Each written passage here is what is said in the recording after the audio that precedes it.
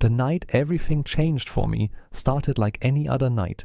Cold air, empty streets, the quiet hum of the city after midnight. I was driving home from work, exhausted after a 12-hour shift at the hospital. Being a nurse during the last few years had taken everything out of me, but that night, something felt different. I stopped at a gas station just outside the city. The place was almost empty. One flickering light above the pumps, a rusty vending machine buzzing near the entrance. Inside the store stood an older white man behind the counter, staring at me the moment I walked in. Not just looking, staring. I grabbed a bottle of water and a sandwich. When I stepped up to the register, he didn't say hello. Instead, he asked one question. "Where did you get that car?" I blinked. "Excuse me?" He leaned closer, squinting at me like I was some kind of puzzle. "That car outside, the black Mercedes, that's yours?" Something about the way he said it made my stomach tighten. "Yeah," I said slowly. "Why?" He didn't answer. Instead, he picked up the phone behind the counter and dialed. At first I thought maybe he was calling a manager or a supplier, but then I heard the words that made my heart start pounding. "Yes, officer, I think we have a situation here." I froze. The man didn't even try to hide it.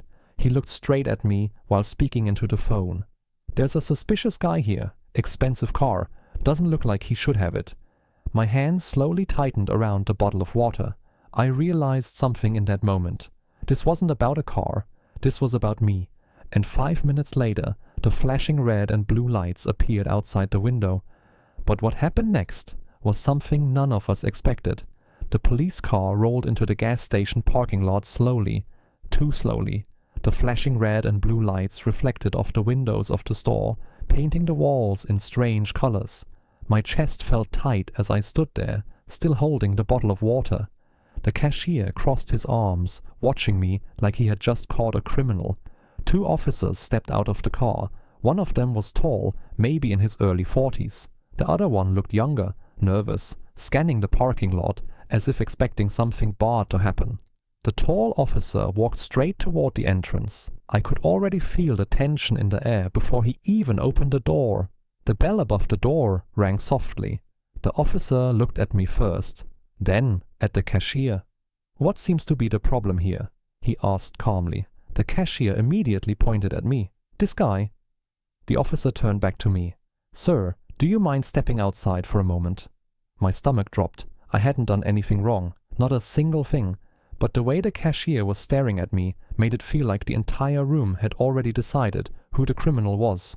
Still, I didn't want trouble, so I nodded. "Sure." I walked outside with the officer. Cold air hit my face as the door closed behind us. The younger officer was standing near my car now. My car. The black Mercedes I had spent years saving for. He circled it slowly, like he was inspecting something suspicious. The tall officer looked at me. "Is this your vehicle?"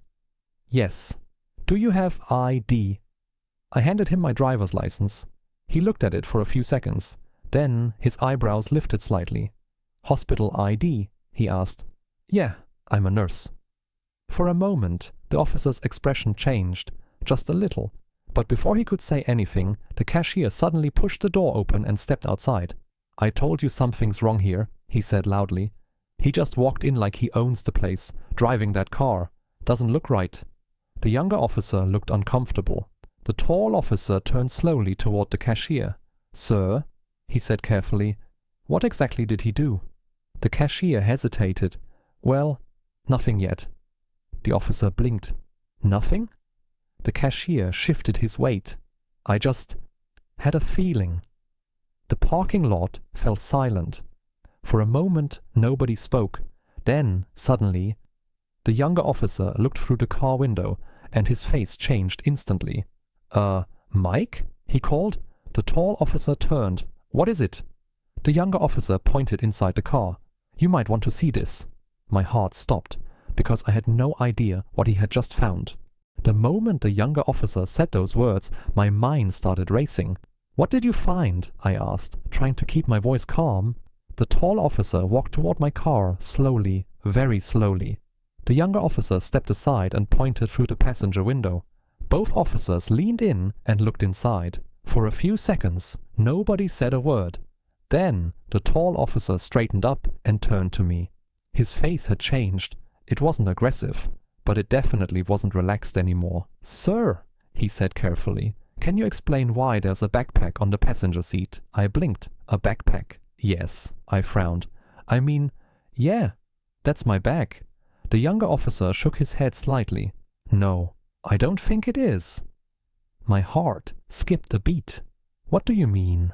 The officer pointed again through the window. Inside the backpack, something metallic was sticking out of the zipper. Something that looked very much like a gun. My stomach dropped. "What the hell?" I whispered. "That's not mine." The tall officer's eyes locked onto mine. "Are you sure about that?" "Absolutely." I took a step closer to the car, trying to see better through the glass. I had never seen that backpack in my life. It wasn't mine. It wasn't even the same color as the bag I usually carried to work. "Officer, I swear." Before I could finish the sentence, the gas station door burst open again. The cashier came outside, staring at the car. "What did I tell you?" he shouted. I knew something was wrong. The younger officer turned to him sharply. "Sir, step back." But the cashier kept talking. "I knew it. That guy walks in here acting normal, but he's got a weapon in his car." My head was spinning. Weapon. Gun. How did a gun end up in my car? Then suddenly, something clicked in my memory. 10 minutes earlier, when I had stopped at the pump, there had been a man standing near my car, a guy wearing a hoodie. At the time, I thought he was just waiting for someone, but now I remembered something strange. He had walked very close to my passenger door, too close. And suddenly a terrifying thought hit me. What if someone had put that bag in my car? The tall officer looked at me again. "Sir," he said quietly, "I'm going to need you to put your hands where I can see them." My heart was pounding so hard I could barely hear anything else, because I realized something terrifying. Right now, to them, I looked exactly like the criminal. My hands slowly went up. I could feel every muscle in my body tightening. "Officer, I swear I don't know where that bag came from," I said carefully. The tall officer didn't respond. Instead, he stepped closer and gently took my wrists. A second later, click. Cold metal closed around them. Handcuffs. My heart sank. The younger officer opened the passenger door carefully. The backpack slid slightly on the seat as he grabbed it. Everyone on the parking lot watched in silence. The cashier stood behind the police car with his arms crossed, looking almost satisfied, like he had just proven something. The younger officer slowly unzipped the backpack. For a moment nobody breathed. Then he reached inside and pulled something out. It wasn't just a gun, it was a handgun and a stack of cash. A lot of cash. The younger officer stared at it. "Mike, there's at least 10,000 here." The tall officer sighed quietly. Then he looked back at me. "Sir, when were you last inside your vehicle?" "Just before I went into the store," I answered quickly. "Did anyone approach your car?" I thought again about the man in the hoodie. "Yeah, there was a guy near the pump." "What did he look like?" "Tall, dark hoodie. I didn't see his face clearly." The cashier suddenly laughed, a short, mocking laugh. "Oh yeah, sure," he said loudly. "Now there's some mystery guy." The tall officer turned toward him slowly. "Sir, I need you to stop interrupting." But the cashier shook his head. "No, officer. I've seen this before. These guys always have a story." My stomach twisted. "There's guys." I knew exactly what he meant. The younger officer suddenly froze while checking the backpack again. "Mike," he said quietly. The tall officer looked over. "What is it?" The younger officer held something small in his hand. A receipt from the gas station, printed 20 minutes ago. The tall officer looked at the cashier. "Sir, did anyone else come in tonight?" The cashier shrugged. Maybe? Yeah, some guy bought cigarettes earlier." My pulse started racing again. "What did he look like?" the officer asked. The cashier paused. For the first time that night, he looked unsure. Hoodie, I think." The younger officer slowly turned his head toward him. "A hoodie?" Suddenly, the parking lot went quiet again, because everyone realized something at the same time. The mysterious man in the hoodie had been here very recently. The ride to the police station felt longer than any drive I had ever taken. I sat in the back of the patrol car with my hands still in handcuffs. Every bump in the road made the metal dig deeper into my wrists. Outside the window, the city lights blurred together. Inside the car, nobody spoke. The younger officer was driving. The tall officer, Mike, sat in the passenger seat, quietly scrolling through something on the tablet mounted to the dashboard. Finally, I couldn't take the silence anymore. "Officer, you don't really think that bag is mine, do you?" I asked. Mike didn't turn around. Instead, he sighed. "Right now," he said calmly, "I think we don't know enough." That wasn't the answer I wanted to hear. A few minutes later, we pulled into the police station parking lot. The building looked cold and empty at this hour. As the officers walked me inside, I could already feel the weight of every pair of eyes in the room. 2 officers at the front desk looked up. One of them raised his eyebrows when he saw me in handcuffs. "What happened?" he asked. "Possible robbery connection," Mike replied. Those 3 words hit me like a punch to the stomach. Robbery. Suddenly I wasn't just a random guy with a suspicious bag. Now I was connected to a crime. They led me into a small interrogation room. Gray walls, metal table, 1 chair on each side. The younger officer removed the handcuffs and left the room. Mike stayed. He sat down across from me and placed the backpack on the table. For a moment, he just looked at it. Then he looked at me. "Tell me everything," he said. I took a deep breath and explained everything. The hospital shift, the gas station, the man in the hoodie, every single detail I could remember. Mike listened without interrupting. When I finished, he leaned back in his chair. Then he said something I didn't expect. "Your story might actually make sense." For the first time that night, I felt a tiny bit of hope, but it lasted only a few seconds, because suddenly the door opened. The younger officer walked in quickly. His face looked serious. "Mike, we've got a problem," Mike frowned. "What is it?" The younger officer placed a photo on the table, a still frame from a security camera. My heart stopped when I saw it, because the picture showed the gas station parking lot, and standing next to my car was someone who looked exactly like me. Same height, same jacket, same build, and he was holding the backpack. The room went completely silent. Mike slowly turned the photo toward me. "Explain this." For a few seconds I couldn't speak. I just stared at the photo on the table. The man standing next to my car really did look like me. Same height, same jacket, same build. Even the way he stood looked similar. My throat felt dry. "That's not me," I said quietly. Mike leaned forward slightly. "Then help me understand why it looks exactly like you."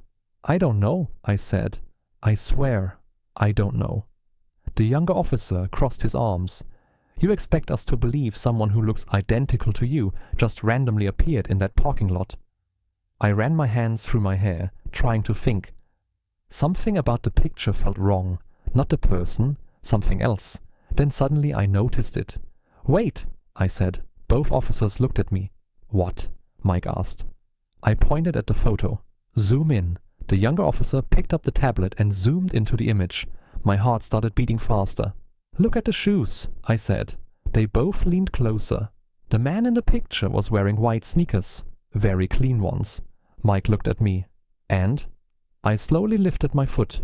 On my feet were dark hospital work shoes, old ones, covered in tiny scratches from years of work. "I've been wearing these all day," I said. "They're part of my hospital uniform." The younger officer looked back at the photo, then back at my shoes. Something in his expression changed. "Mike, he's right." Mike stayed silent for a moment. Then he grabbed the radio. "Dispatch, can we pull the rest of the security footage from the gas station?" "Copy that," the voice replied. The room went quiet again. For the first time that night, it felt like things might actually turn in my favor. But then Mike asked another question. "Why would someone try to frame you?" I shook my head. "I have no idea." He studied my face carefully. Then the younger officer's phone suddenly buzzed. He looked down at it, and his eyes widened. "Mike, you need to see this." Mike walked over. The younger officer turned the phone so both of us could see. It was a news alert, a breaking story. My blood ran cold as I read the headline. "Local armed robbery. Suspect still at large." Below the headline was a photo from another security camera. The same hoodie, the same height, the same build. But this time, the man's face was partially visible, and for a terrifying second, even I thought it was me. The room went completely silent. I stared at the phone screen. The face in the photo was blurry, but the resemblance was terrifying. For a moment, even I doubted myself. Mike looked from the photo to my face, then back to the photo. "You see the problem here?" he said quietly. "Yeah," I whispered. The younger officer zoomed in on the image. The man was leaving a convenience store, a handgun in his hand, and behind him, a terrified cashier with his hands raised. The timestamp made my stomach drop. 9:42 p.m. I leaned forward. "What time did I arrive at the gas station?" I asked. Mike checked the report. 10:18. I exhaled slowly. That robbery happened 30 minutes before I even got there. The officers exchanged a glance. For the first time that night, the suspicion in the room shifted slightly, but Mike still looked serious. "That helps you," he said, "but it doesn't explain the bag." And he was right, because somehow that backpack still ended up in my car. The following morning, the city woke up to a storm of headlines. Homeless man arrested for murder. Marcus saw the news playing on a small television inside the police station. His own face appeared on the screen, tired, dirty, terrified. The reporters didn't call him Marcus, they called him the suspect. Outside the station, cameras gathered like vultures. Inside, Detective Ramirez stared at the evidence board. Something still felt wrong. "Run the camera footage again," she said. A young officer sighed. "We've already watched it 5 times. Run it again." The footage showed the moment Marcus entered the alley. It showed him kneeling beside the woman. It showed him calling for help. But then Ramirez noticed something strange. Just 3 seconds before Marcus appeared on camera, the screen flickered. "Pause it." The officer froze the frame. A shadow moved across the far corner of the alley. Someone had been there before Marcus arrived. "Zoom in." The pixels blurred, but a shape appeared. Tall, wearing a dark coat, walking quickly away from the scene. Marcus hadn't been the first person there. He had been the second. Ramirez leaned closer to the screen. Enhanced the timestamp. The numbers flickered. Then her eyes widened. "Wait, that can't be right." The footage had been edited. 3 seconds were missing. Someone had removed part of the recording. And suddenly the case looked very different. Ramirez slowly stood up.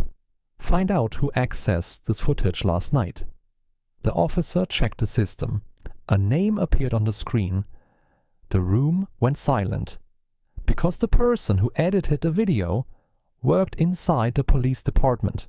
The name on the screen froze the entire room. Officer Daniel Brooks. The young officer sitting at the computer frowned. "That has to be a mistake," he muttered. But Detective Ramirez didn't speak. She just stared at the name. Daniel Brooks had been with the department for 6 years. Clean record, good evaluations, no complaints. Still, something about this case had felt wrong from the beginning. "Where is Brooks right now?" Ramirez asked quietly. The officer checked the system. "He clocked out 2 hours ago." 2 hours ago, right around the time Marcus had been arrested. Ramirez grabbed her coat. "Call him." The officer dialed the number. 1 ring, 2 rings, straight to voicemail. Ramirez's jaw tightened. Again. They called 3 more times. No answer. Something was very wrong. Meanwhile, Marcus sat alone in a small interrogation room. The fluorescent light above him buzzed softly. His hands were shaking. He had never been inside a police station before, never been accused of murder. The door opened suddenly. Ramirez walked in and sat across from him. Marcus looked up, terrified. "Please." "I didn't kill her," he whispered. Ramirez studied his face carefully. Fear, exhaustion, confusion, not the face of a killer.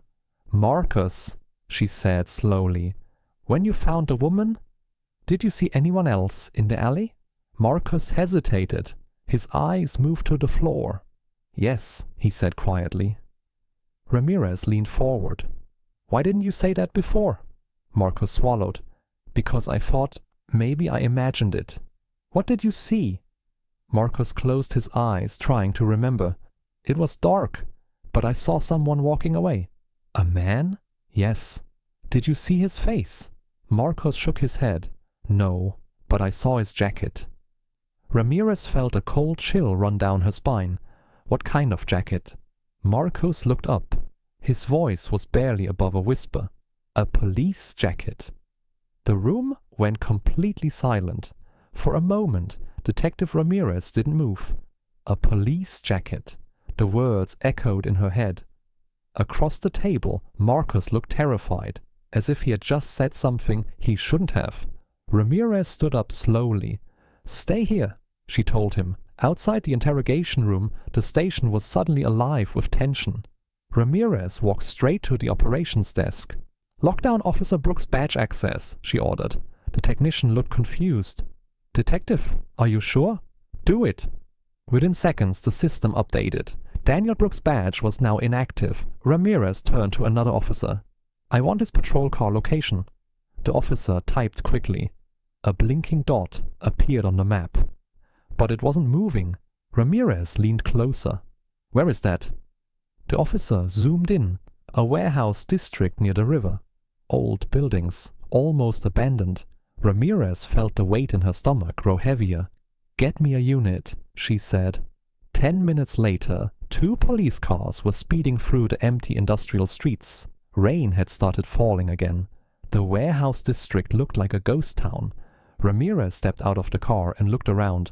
Then she saw it, a familiar police cruiser, parked beside a large metal warehouse door. The number on the side confirmed it. Brooks' car. Ramirez signaled the other officers to stay quiet. They approached slowly. The rain tapped softly against the metal walls. Ramirez reached the door. It was slightly open. Inside, the warehouse was dark. Too dark. She pushed the door gently. It creaked. The beam of her flashlight cut through the darkness. Empty crates, dust, broken equipment.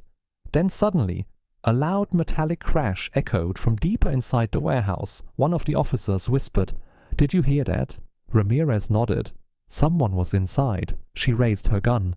"Brooks!" she shouted. Her voice echoed through the massive room. No response. Then, from somewhere in the darkness, footsteps started running.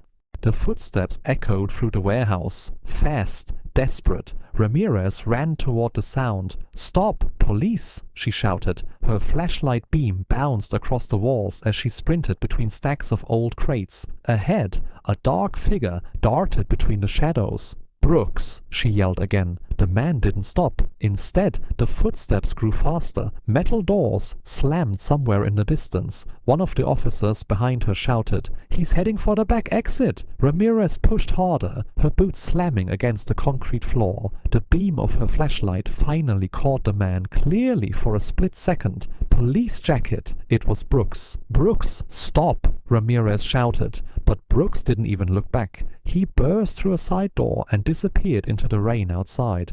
Ramirez reached the door seconds later and ran out into the dark alley behind the warehouse. Cold rain hit her face. Brooks was already halfway down the alley, running toward the street. "Cut him off!" she yelled into her radio. 2 patrol cars screeched around the corner ahead of Brooks. For a moment it looked like he was trapped. Brooks slowed, he looked left, then right. Then suddenly he pulled something from inside his jacket. A gun.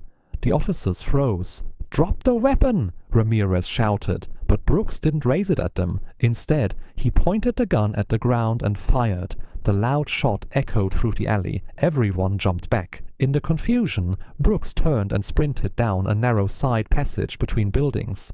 "Damn it!" Ramirez shouted. She chased him again, turning into the passage, but when she reached the end, Brooks was gone. Only the sound of distant sirens filled the night. Ramirez looked around the empty street. He had vanished, but then something caught her eye. On the wet pavement, near a trash bin, something had fallen from Brooks's jacket. A small leather wallet. Ramirez picked it up slowly. Inside, behind the ID and credit cards, there was a photograph. And the moment she saw the face in that photo, everything about this case suddenly made sense. The rain kept falling as Ramirez stared at the photograph. For a moment, the world around her seemed to fade. The woman in the picture was smiling. Her arm was wrapped around a little girl who couldn't have been older than 6. Ramirez recognized the woman immediately. It was the same woman who had been found in the alley. The victim, but the man standing beside her in the photo, was Officer Daniel Brooks. They weren't strangers. They were a family. Ramirez's mind raced. Why would Brooks kill someone he clearly knew? She turned the photograph over. There was writing on the back, a date, and a short message. "Forever, our family." Ramirez felt a knot form in her stomach. Something about this was much bigger than a random murder. She returned to the police station an hour later. Marcus was still sitting in the interrogation room, exhausted but awake. When Ramirez entered, he looked up nervously. "Am I going to prison?" he asked quietly. Ramirez shook her head. "No." Marcus blinked in disbelief. "What? You're not our killer," she said. For the first time since his arrest, Marcus exhaled, but Ramirez's expression remained serious. "However," she continued, "you might be the only witness who can help us catch the real one." Marcus looked confused. "The police officer?" he asked. Ramirez nodded. "Yes." Marcus leaned back in his chair. "This is insane," he whispered. Ramirez placed the photograph on the table. Marcus stared at it. "Do you recognize her?" Ramirez asked. Marcus nodded slowly. "She's the woman I tried to help." "And the man beside her?" Marcus looked closer. His eyes widened. "That's the guy who ran away from the alley," he said. Ramirez felt a chill run through her body. Marcus had just confirmed it. Brooks had been there. But the real question was still unanswered. Why? Ramirez looked back at the photograph, and suddenly she realized something terrifying. The little girl in the picture was missing. Detective Ramirez couldn't stop thinking about the little girl in the photograph. The more she looked at the image, the more questions appeared. If Brooks and the victim were a family, then where was the child now? And why had no one mentioned her? Ramirez walked quickly toward the records department. "I need everything on Officer Daniel Brooks," she said. The clerk looked up. "Personnel file?" "Everything." Minutes later, a thick folder landed on the desk. Ramirez began flipping through the pages. Training reports, commendations, routine evaluations. Everything looked normal. Too normal. Then she noticed something strange. One page had been removed. The paper edges were uneven, as if someone had ripped it out. Ramirez frowned. What was on this page? The clerk leaned over the file. That should be the family information sheet. Ramirez felt her pulse quicken. Family information? Spouse, children, emergency contacts. Ramirez closed the folder slowly. Someone inside the department had removed that page. Someone was hiding Brooks' family. She stood up immediately. "Search missing persons reports," she ordered. "For who?" the clerk asked. "A little girl," Ramirez said. "Last name Brooks." The computer began scanning through records.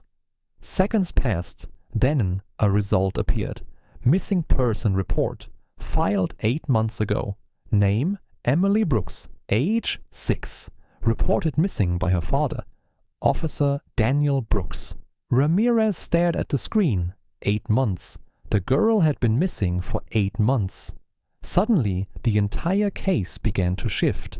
What if Brooks hadn't killed the woman in anger? What if something else had happened? Ramirez grabbed her jacket again. "Where are you going?" the clock asked. Ramirez didn't stop walking. "To find Brooks," she said. Outside, the rain had finally stopped. But somewhere in the city, a desperate man was still running.